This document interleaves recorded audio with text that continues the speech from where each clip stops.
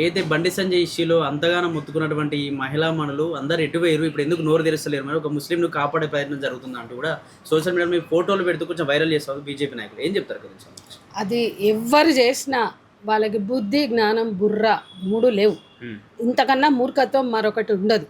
ఎందుకంటే నేరస్తుడు ఎవడైనా కూడా శిక్షించమని డిమాండ్ చేసేటువంటి ఆర్గనైజేషన్స్ మావి. బాధితులు ఎవరైనా న్యాయం చేయాలని కోరేటువంటి వాళ్ళు. ఇవాళ అట్టడుగు వర్గాలు, ఆదివాసీలు, దళితులు, పేదలు వీళ్ళ కోసం మాట్లాడుతున్న సంఘాలు మేము తప్ప ఎవరైనా ఉన్నారా? వీళ్ళు ఎవరైనా ఎప్పుడైనా మాట్లాడినరా?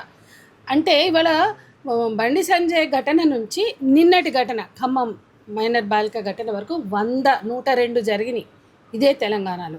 102లో ఈయన ముస్లిం, మిగతా వాళ్ళంతా హిందువులు. మరి మీరెందుకు మాట్లాడలే?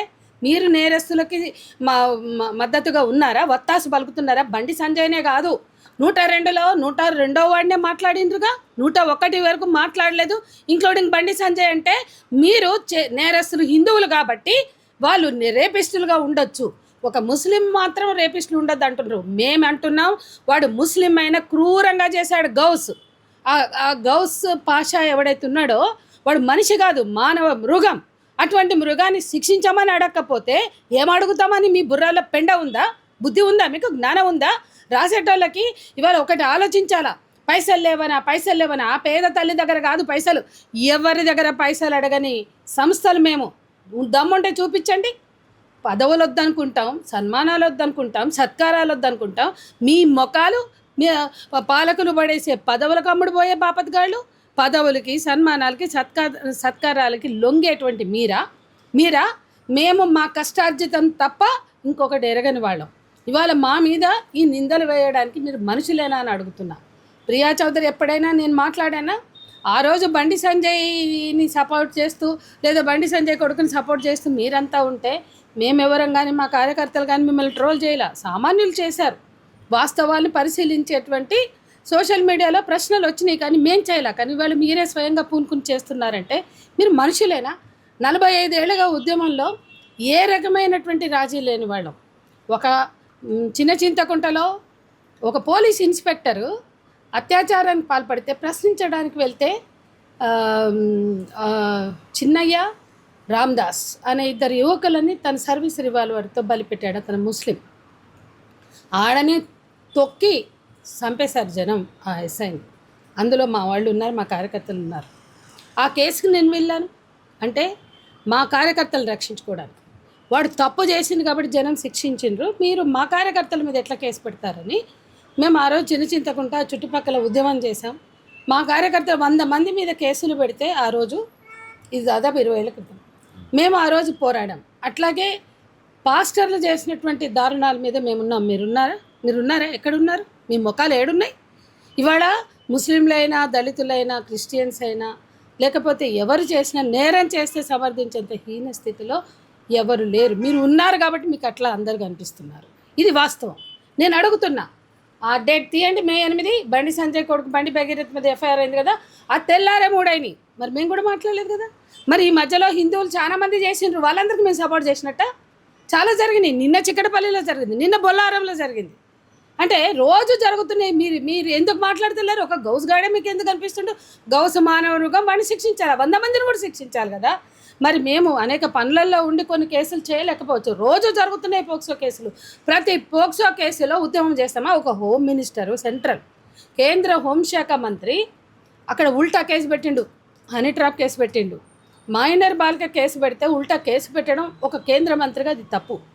అట్లాగే బండి సంజయ్ కొడుకుని బండి భగీరథని దాపెట్టుకున్నాడు, ఆడ ఉన్నాడు, ఈడ ఉన్నాడు. అట్లాగే శాంతి ర్యాలీలు లేకపోతే హనుమాన్ శోభాయాత్రలు జరిగితే దాంట్లో నీ కుటుంబ వ్యవహారాలు తీసుకొచ్చి పెట్టి రాముడిని, హనుమంతుడిని కూడా అవమానించినటువంటి స్థితి మీది. మీకెందుకు నోర్లు రాలే? మీ వ్యక్తిగత వ్యవహారాల్లో హనుమాన్ రథయాత్రని మీరు తీసుకురావద్దని మాట్లాడడానికి మీకు చేత కాలేదు. ఒక కేంద్ర హోంమంత్రి కంచే చేను వేసినట్లుగా కను రెప్పలే కాటేస్తే అన్నట్టుగా రక్షణ కల్పించవలసిన వ్యక్తే ఉల్లంఘించాడు కాబట్టి గట్టిగా మాట్లాడాం. ఆ తెల్లారి సంగారెడ్డిలో, వికారాబాద్లో జరిగిన దాన్ని మాట్లాడలేదు కదా. వాళ్ళు హిందువులే కదా నేరస్తులు, మేము మాట్లాడలేదు కదా. ఎందుకంటే అక్కడ నేరస్తులను అరెస్ట్ చేశారు. ప్రతిరోజు లా అండ్ ఆర్డర్లో రోజు రేపులు జరుగుతున్నాయి, మైనర్ బాలికల మీద దాడులు జరుగుతున్నాయి. ప్రతిరోజు వెళ్ళి మాట్లాడతారా? అది పాజిబులేనా? ఎందుకు మాట్లాడతారండి? ఇంత ఇంత బుర్ర బుద్ధి లేకుండా, జ్ఞానం లేకుండా తినేది గడ్డ. మరి ఏమన్నానా? ఏం మాట్లాడుతున్నారు? నేను అడుగుతున్న ఈ నెల రోజులు, అది 8వ తారీఖు జరిగింది, ఇది 6వ తారీఖు బయట జరిగినా కూడా 8వ తారీఖు బయటపడింది. 8 నుంచి 8కి నెల అయింది కదండి. ఈ నెల మధ్యలో చాలా పోక్సో కేసులు మేము మాట్లాడలేకపోయాం. కానీ వాళ్ళు సామాన్యులు కాబట్టి పోలీసులు అరెస్ట్ చేసిండ్రు. వాళ్ళు అప్పుడే అరెస్ట్ చేసిండ్రు, వాళ్ళు పంపిండ్రు. అంటే చట్టం తన పని చేస్తుంది. ఇక్కడ గౌస్ గారిని కూడా అరెస్ట్ చేసిండ్రు. మేము ఇవ్వలేదా? మా డిమాండ్ చూడండి. గౌస్ని కఠినంగా శిక్షించడానికి ఎఫ్ఐఆర్ నమోదు చేయాలి. గౌస్ను కఠినంగా శిక్షించడానికి ఛార్జ్ షీట్ దానికి తగిన విధంగా నమోదు చేయాలి అని. మేము బండి భగీరథ్ కొడుకుని కూడా ఉరి తీయమని ఎన్కౌంటర్ చేయమని అడగలే, అట్లనే గౌస్ కూడా అడగలే. నేను బండి భగీరథ్ కొడుకుని ఉరి తీయమని అడగను, ఎన్కౌంటర్ చేయమని అడగను, చట్టబద్ధంగా శిక్షించమని చెప్పిన కదా. ఈరోజు గౌస్ని ఉరి తీయమని లేదు, ఎన్కౌంటర్ చేయమని లేదంటే మేము ఏ కేసులో కూడా ఎన్కౌంటర్ అడగలే. ఎందుకంటే ప్రజల భుజాన తుపాకులు పెట్టి పేల్చే ఎన్కౌంటర్ సంస్కృతి మీద మాకు నమ్మకం లేదు. ఇక రెండో విషయం మేము వాళ్ళు స్పష్టంగా చెప్తుంది, 8వ తారీఖు రాత్రి బయటకు వచ్చింది. 8, 9 మేము అసలు లేము, నేను లేను, నా మిత్రులు కూడా లేరు. మేము ఒక ముఖ్యమైన సమావేశాల్లో మా ఫోన్లు కూడా ఆఫ్ పెట్టుకుని మేము ఉన్నాం. మాకు బయటకు వచ్చింది విషయం 10వ తారీఖు. అసలు మేము చూసిందే మీడియా కానీ సోషల్ మీడియా కానీ 10వ తారీఖు. నేను ఫస్ట్ చూసింది నా మీద జరిగిన ట్రోలింగ్ ఘటన కాదు. ఎందుకంటే 2 రోజులు నేను వార్త ఫాలో కాలేదు. అది 6వ తారీఖు జరిగిన, బయటకు వచ్చింది 9వ తారీఖు. సరే, మాకు నిమిషంలో బాధితురాలు ఉందని తెలియగానే నిన్న వెళ్ళాం, కుటుంబాన్ని మాట్లాడాం, తండ్రి రమేష్తో మాట్లాడాం, తల్లి పార్వతితో మాట్లాడాం, మేనమామ ప్రసాద్తో మాట్లాడాం, పెద్దమ్మతో మాట్లాడాం, అందరితో మాట్లాడి విషయ సేకరణ చేసి వివరాలు పూర్తిగా తీసుకుని హోంమంత్రి గారికి చేశాము, హోంమంత్రి శాఖకు చేశాం. ఎందుకంటే హోంమంత్రి ఎవరు? ముఖ్యమంత్రి. ఆయన వలకడు ఉలకడు, ఆయన ఏం జరిగినా చోద్యం చూస్తూ కూర్చుంటాడు, ఆయనకు కావాల్సిన ఆయన మాట్లాడుతూ ఉంటాడు. అక్కడి నుంచి మనకి రెస్పాన్స్ లేదు. మేము ఇంకా ఆమెకి మెరుగైన వైద్యం అందించడానికి హెల్త్ మినిస్టర్తో మాట్లాడాము, మేము హాస్పిటల్ అధికారులతో మాట్లాడాము, హెల్త్ మినిస్టర్ని కోరాము. ఆమెకి మెరుగైన వైద్యం పొద్దున్నే ట్యాబ్లెట్లు కొనుక్కొని తెచ్చుకోమన్నారట.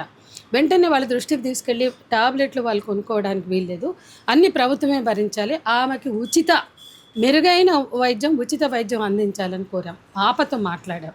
కానీ మీడియాకి చెప్పుకోం, మేము చెప్పలేము, చూపించాం. మేము తల్లిదండ్రులతో దిగిన ఫోటోలు కూడా పెట్టదలుచుకోలేదు. కానీ చాలామంది ఇట్లా ట్రోలింగ్ చేస్తున్నారు కాబట్టి మా కార్యకర్తలు తండ్రికి అది మార్ఫింగ్ చేసి, తల్లికి మార్ఫింగ్ చేసి ఫోటోలు పెట్టారు. ఎందుకంటే పోక్సో యాక్ట్లో వాళ్ళ వివరాలు కూడా గోప్యత పాటించాలి కాబట్టి అవన్నీ మేము పాటిస్తున్నాం. అంత మాత్రం చేయలేదని ఎట్లా అంటారు? ఖమ్మంలో ధర్నా చేయలేదా? ఖమ్మంలో రాస్తారోకో చేయలేదా? ఖమ్మంలో మా ప్రజా సంఘాలు అనేక ప్రొటెస్టులు చేయలేదా? నిన్న నిమ్స్కు రాలేదా? నిమ్స్లో మేము మొత్తం మహిళా సంఘంగా, అన్ని సంఘాలుగా మేము నిన్న వెళ్ళి, మా ప్రగతిశీల మహిళా సంఘం 2 సంఘాలు కలిసి 10 మంది నిన్న వెళ్ళి ఆ కుటుంబానికి మేము వెంట ఉంటాం, మద్దతుగా ఉంటామన్నాం. అట్లాగే ప్రకటన విడుదల చేశాం.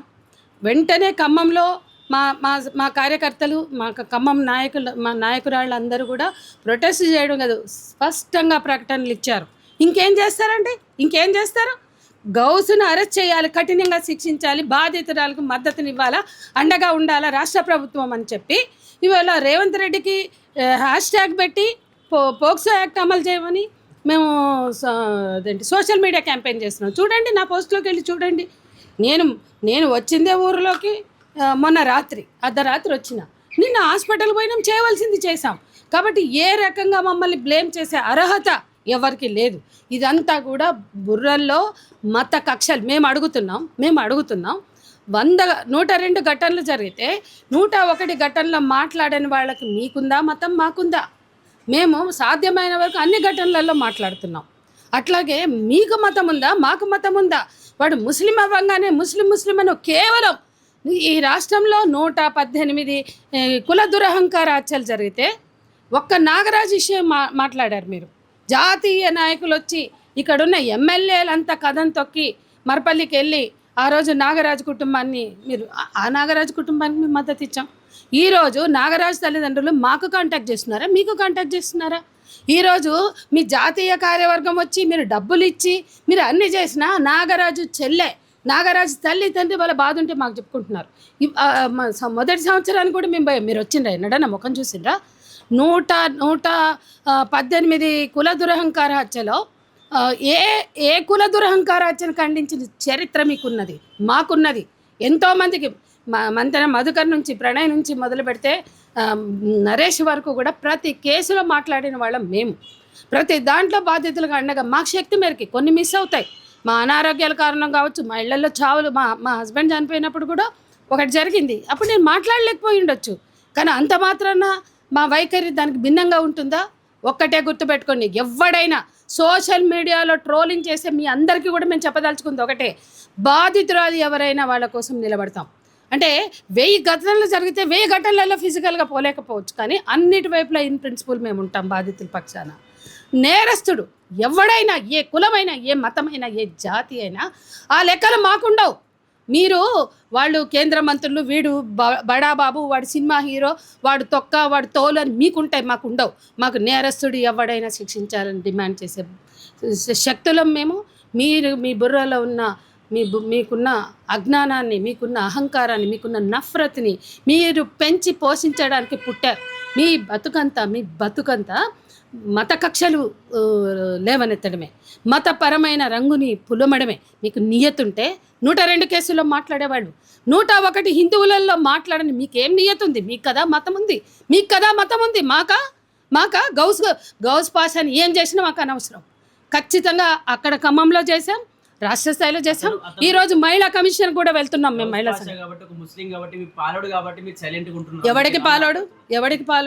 ఎవడికి పాలోడు ఇవన్నీ చెత్త.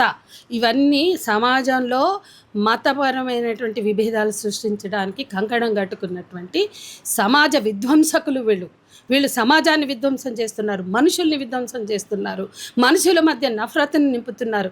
ఇట్లాంటి బతుకుతున్నందుకు ఇటువంటి పుటకలకి, ఇటువంటి బతుకులకి వాళ్ళకి సిగ్గు ఎగ్గు ఉండాలి ఈ రకమైన పాత్ర పోషించడానికి. మేము అడుగుతున్నాం. ఈవేళ మహిళా కమిషన్కి మేము వెళ్తున్నాం. మీరు వచ్చారా? మీరు వెళ్ళారా? మేము వెళ్తున్నాం. అన్ని విధాలు. నిన్న మేము కుటుంబానికి వెళ్ళండి, వాళ్ళ తండ్రిని అడగండి, మామయ్యని అడగండి, పెద్దమ్మని అడగండి, మేనమామని అడగండి. అసలు మేనమామకి చెప్పింది ఆ పిల్ల విషయం అంతా. ఏం జరిగింది ఆ రోజు? ఘటనలోకి వెళ్తే వాడు కన్నేశాడు. ఆ ఇంట్లో 8 ఫ్లాట్స్ ఉంటే, నేను చెప్తున్నా, ఎవరు కూడా ఫ్యాక్ట్స్ మాట్లాడలేదు.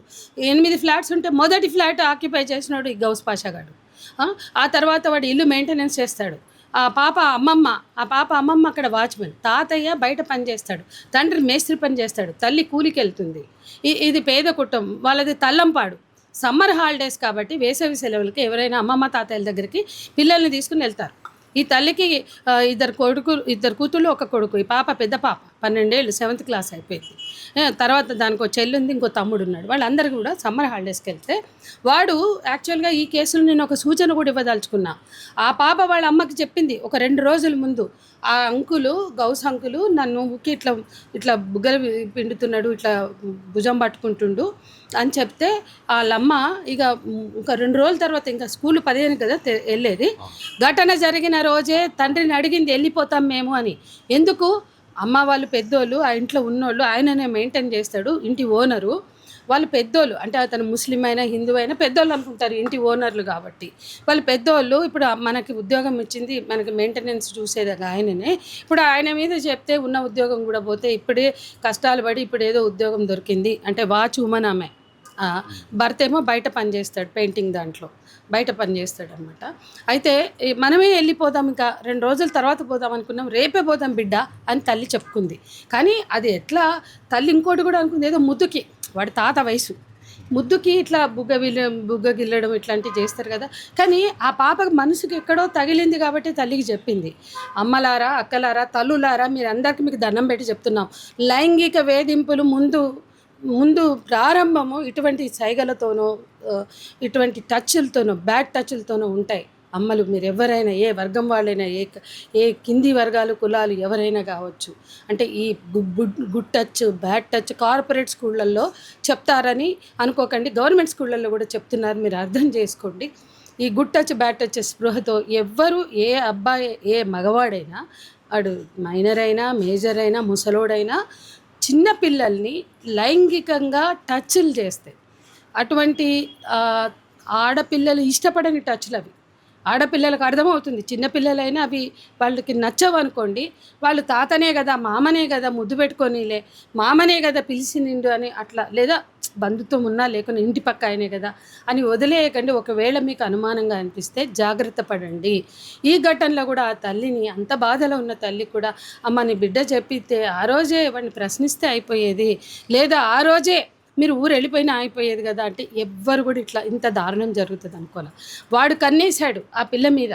ఆ రోజు ఆ పాప కింద ఉంది, ఈమెనే మాట్లాడుతుంది పిల్ల తల్లి పార్వతి మాట్లాడుతుండగానే ఆ పిల్ల ఇట్లా వచ్చిందంట. వాడిని చూసి భయపడి అట్లా 4 అడుగులు మెట్లెక్కి వెళ్ళింది. వాడు గమనించుకున్నాడు ఈ లైంగిక ఎఫెండర్స్ ఎట్లుంటారంటే వాళ్ళ దృష్టి పడిన అమ్మాయిని వాళ్ళు వెంటాడతారు.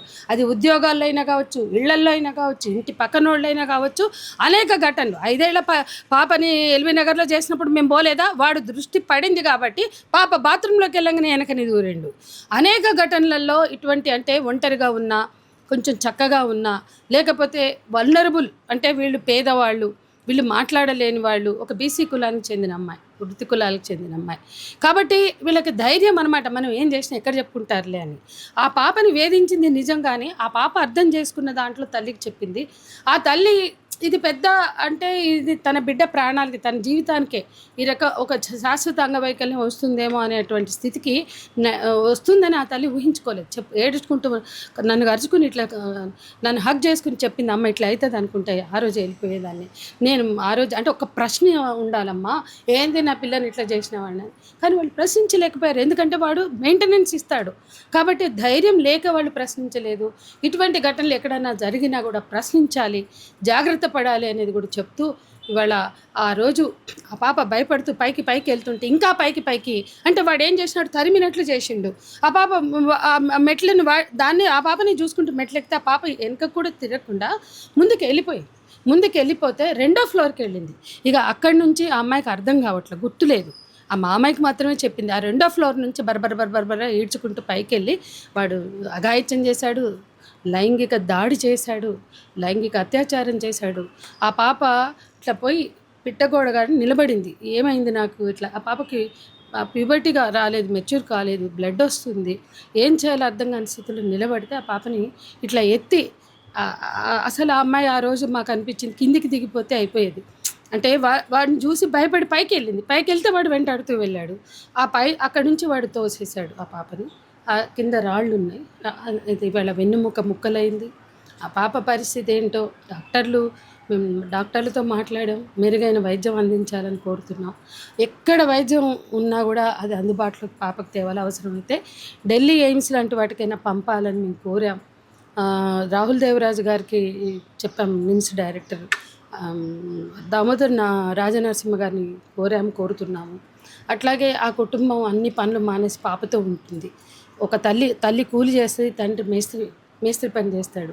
మరి వాళ్ళు ఇల్లు గడవాలన్నా కూడా అందరు కూలి పనులు చేస్తారు. పెద్దమ్మ కూడా వాచ్మెనే ఖమ్మంలోని ఇంకో బిల్డింగ్లో. కాబట్టి ఆ కుటుంబానికి ఇమీడియట్గా ఫినాన్షియల్ సపోర్టు, మోరల్ సపోర్టు 2 అవసరం. కొంత ఆర్థికంగా ఆదుకోవాలని కూడా మేము కోరుతున్నాం. అట్లాగే ట్రోలింగ్ బ్యాచ్, మీ బతుకంతే, మీరు ట్రోల్ చేస్తారు. మీరు ఒక్కసారి సిగ్గు ఎగ్గు కనీసం బుద్ధి జ్ఞానం ఉంటే, జరుగుతున్న అన్ని లైంగిక దాడుల మీద మీరు లైంగిక వేధింపుల చట్టంలో ఉన్నారా, లైంగిక వేధింపుల నిరోధక చట్టంలో ఉన్నారా, కుటుంబ హింస నిరోధక చట్టంలో ఉన్నారా? వీటిని ఒక్కొక్క చట్టం కోసం 10-15 ఏళ్ళు పోరాడి ప్రభుత్వాల మీద ఒత్తిడి తెచ్చి చట్టాలు సాధించుకున్న మేము దేనికోసం రాజపడతాం? ఈరోజు ఎవరు నేరస్తులైనా శిక్షించాలని కోరే మేము దేనికోసం రాజపడతాం? మాకు సన్మానాలే వద్దు, సత్కారాలే వద్దు, పదవులు వద్దు, డబ్బులు వద్దు. దేనికోసం సత్కారాలను మా మీద బట్టగాల్చి నెత్తినేస్తారు, బురద జల్లుతారు. ఇటువంటి బురద జల్లడం మానుకోకపోతే ప్రజలు మీకు బుద్ధి చెప్తారనేది కూడా మేము చెప్పదలుచుకున్నాం.